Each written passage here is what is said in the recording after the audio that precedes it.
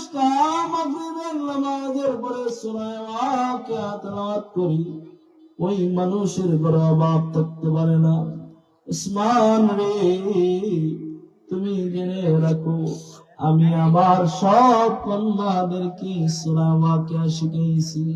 আমার মেয়েরা যদি সূরা ওয়াকিয়া তেলাওয়াত করে, তাহলে তাদের রিজিকের ফয়সালা দুনিয়ায় হবে না, তাদের রিজিকের ফয়সালা হাসরে, তাদের রিজিকের ফয়সালা আসমানে আল্লাহ করবেন, দুনিয়াতে আল্লাহ তাআলা পাঠাই দিবেন। এই জন্য আমার কন্যাদের জন্য রিজিকের চিন্তা সরকারের তহবিল থেকে করা লাগবে না। আমার আপনার যদি এরকম সুযোগ দেওয়া হইতো, আমাকে আপনাকে যদি বলা হইতো সরকারি তহবিল থেকে কিছু মাল দেওয়া হবে, আমার দরকার না হইলো আমি আনতাম। কথা কোন ঠিক কিনা?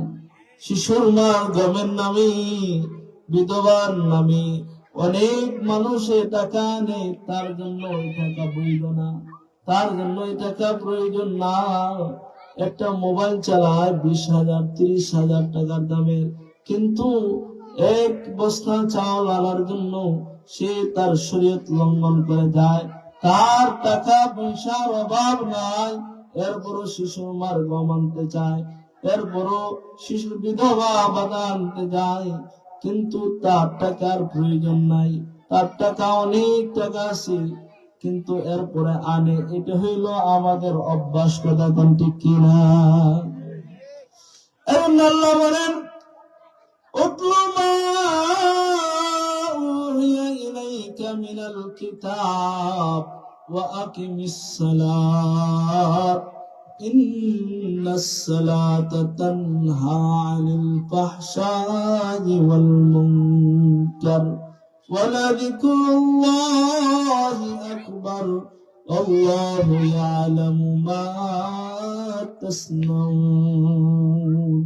আল্লাহর পয়গম্বরকে আল্লাহ বলেন, যারা নামাজ পড়ে, নামাজ মানুষদেরকে সমস্ত অশ্লীল বেহায়াপনা থেকে বিরত রাখে, কিন্তু আমরা দেখি আমরা নামাজ পড়লেও গুনাহ ছাড়তে পারি নাই। আমরা নামাজের প্রথম কাতারেই নামাজ পড়ি, কিন্তু টেলিভিশন দেখা ছাড়তে পারি নাই। আমরা নামাজের প্রথম কাতারেই নামাজ পড়ি, কিন্তু মা বাবার খেদমত করতে পারি নাই। পয়গম্বর বলেন, মায়ার উম্মতরে, যারা জীবিত মা বাবার পাইলা, মার চেহারার দিকে